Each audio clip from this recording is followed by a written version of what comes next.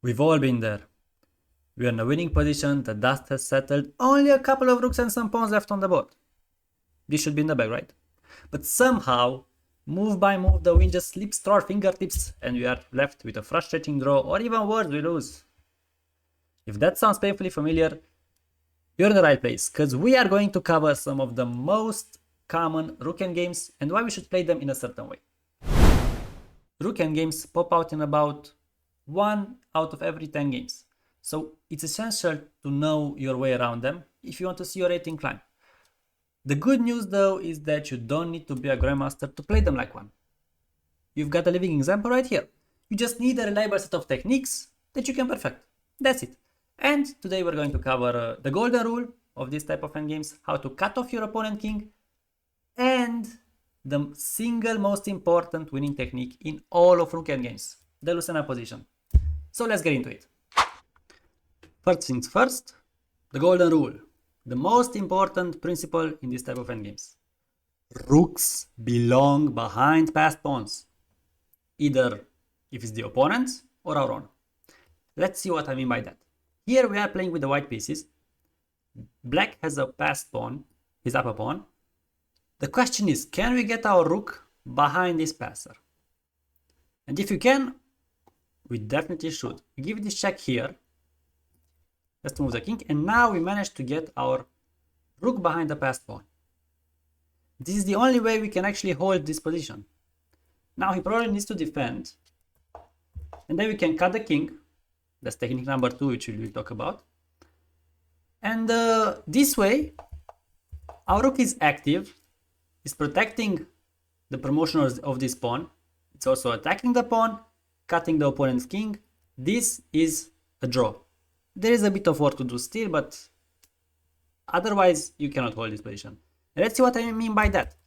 If here you would have played rook to a1, now again rooks belong behind passed pawns. Black should put the rook behind his own passer in order to push it, to support it. Now white here has to block, because otherwise if you just go here, we just push, and at some point the king has to go this way and our king will be very fast to gobble up all of these pawns. So he blocks, but again, if white here stays on the king side, then the black king will just infiltrate and support the push of this pawn. And if not, and he goes after this pawn, then the king will be way too far away, and this is an easy king and pawn ending. It's an easy win. Right, in the endgame, the king isn't a liability anymore. It's actually a powerhouse. It can attack pawns, control key squares, and even build a fortress all by itself. Our job is to make sure that doesn't happen, and the best way to do it is to cut off the enemy king. Here we have a position, we are playing with the white pieces, and you can see his king is on the back rank. How can we keep it there? Rook d7. We just simply cut off his king, while our king can easily go into the center. Also, we are attacking the pawn. This rook is called a pig on the 7th because it can gobble up every single pawn. Rooks on the 7th rank are just killers. He has to defend. Now here, you don't take this pawn because then he can also infiltrate, and then, I mean, okay, you take this, he takes this, and the king can actually get out. The most important thing is to, while we are attacking, we also stop him from attacking. So king f3 first. And now, the whole idea is that his king is cut off. And this is just an example of an endgame, how things could go. You can see this rook is so active while this rook isn't doing much. I mean, okay, it's not passive, but compare it to our rook. But the most important thing is our king is free to play. It's an active piece, while this king is just blocked. You are basically playing a piece up, because in the endgame the king can be considered a piece. Some people say it's around 3 to 4 points, like a bishop, a knight. because it controls so many good squares. Alright, so that's about cutting the king. Here we have another example of cutting the king. We are up a pawn, so we just try to promote. Now, if you just push a pawn, that's a mistake, and we will see why in the next example. The best move here is again cut off the king. Rook d7. The king cannot approach anymore. And now, okay, there are some stuff here, like this is called the frontal defense, but we will cover this in another video. It's a bit more advanced. But in this case, it doesn't work, just simply because his king is just too far out of the action. And you just simply, slowly will be able to push the pawn. He just cannot do anything with a rook against a king and a pawn, in this case. And now it's just easy. Again, this king was always cut off. If he just tries to attack the rook, you can just simply move the rook at some point. And then he needs to go back, and again, you can move the rook. I mean, he needs to take like what, 5 moves to attack your rook, and you just move the rook away in a single move. And you just simply promote. Here you see he attacks the rook, you just go away, no worries. And now you can just simply get the king out and just make a new queen. You can give some checks, but you can just simply come after his rook.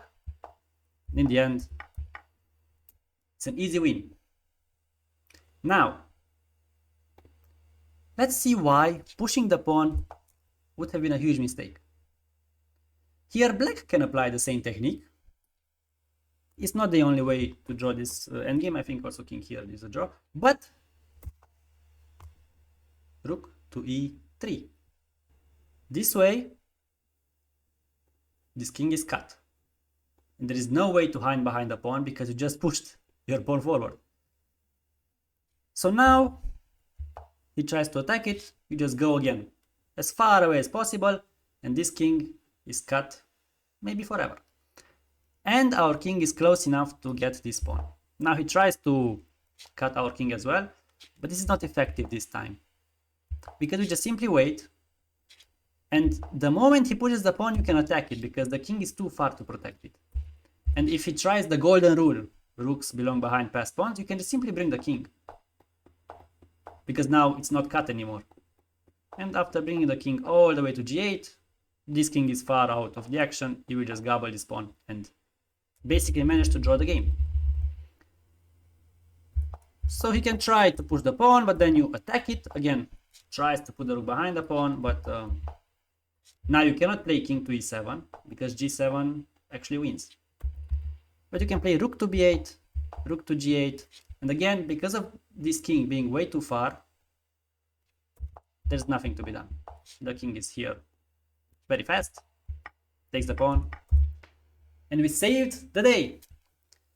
That is why the king is an extremely important piece in the endgame, and if you can cut it off with your rook, like just simply drawing a line in the sand, it's usually a very good thing to do.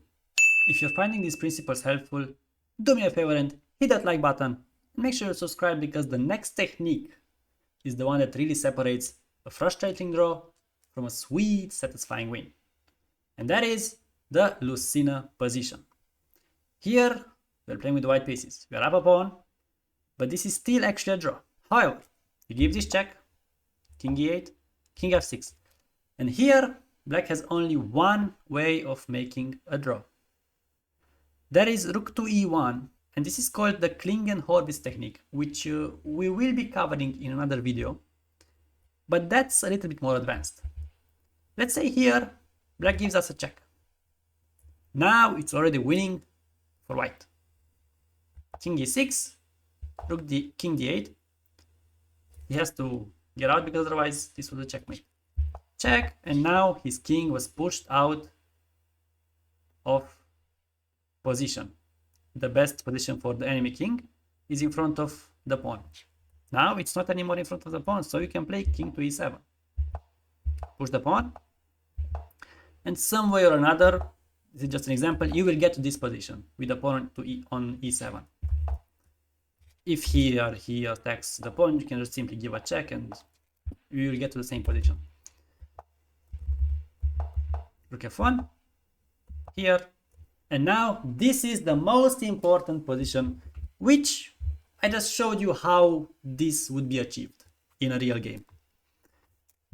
The enemy rook is cutting off our king here.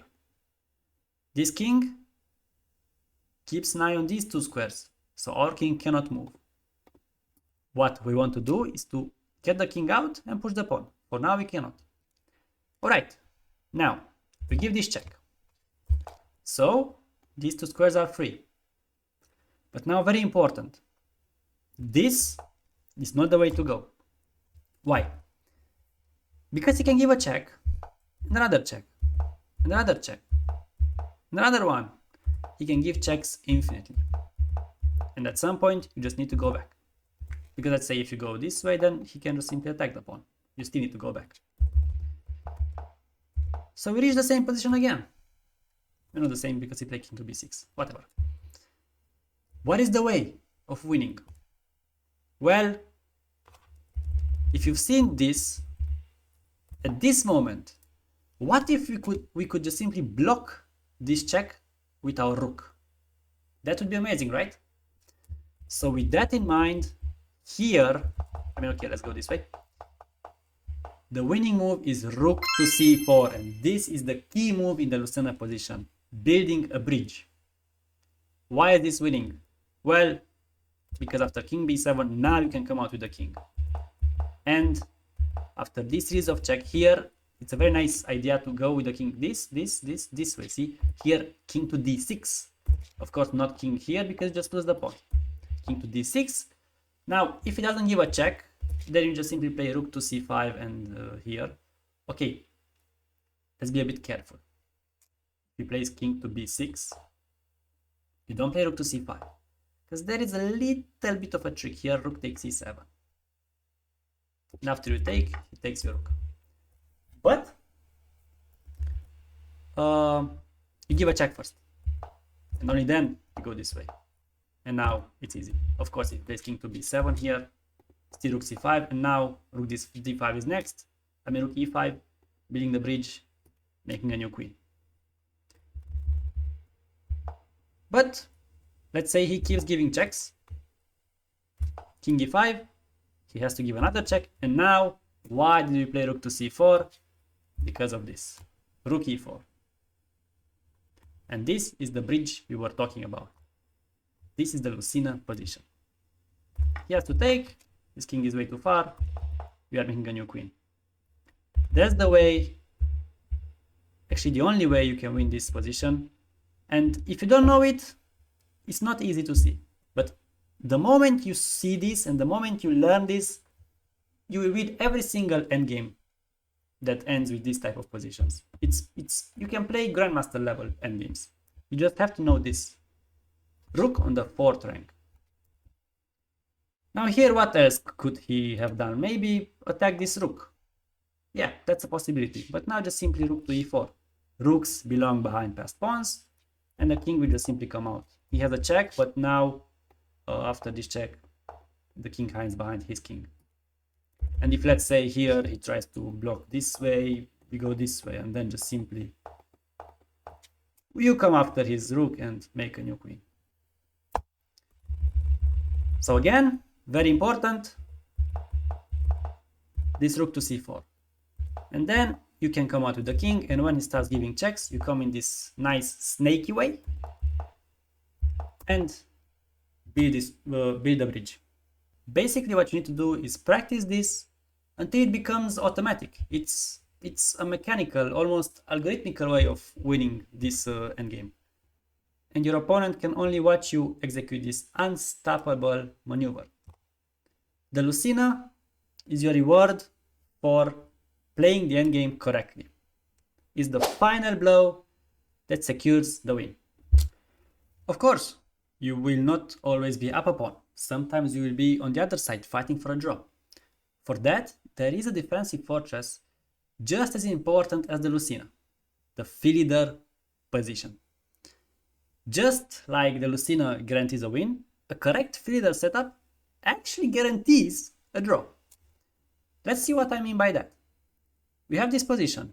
we are defending with the black pieces. White is up a pawn. But after he gives us a check, we can put the king in front of the pawn. This is the best place for our king, in front of the enemy pawn. I mean, on the same line. Okay. Now he pushes the pawn, and this is the moment where we apply the Philidor setup. And that move is rook to b6, cutting off the king on the 6th rank. The defense on the 6th rank, guys. Remember that. Why this is the way to draw? Because if you give this check, then we actually arrive at the same position. He can hide behind his pawn. And now you gotta go this way. And guess what this is? Is the Lucena. He will push the pawn to e7, bring the king to e8, build the bridge on the 4th rank, and bye-bye. We just lost. So here, again, the Philidor setup, rook to b6.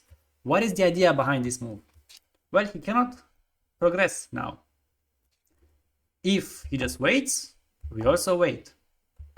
And we can wait till tomorrow. The moment he tries to push the pawn forward, that's the moment where you jump up with the rook. You go to give checks from behind.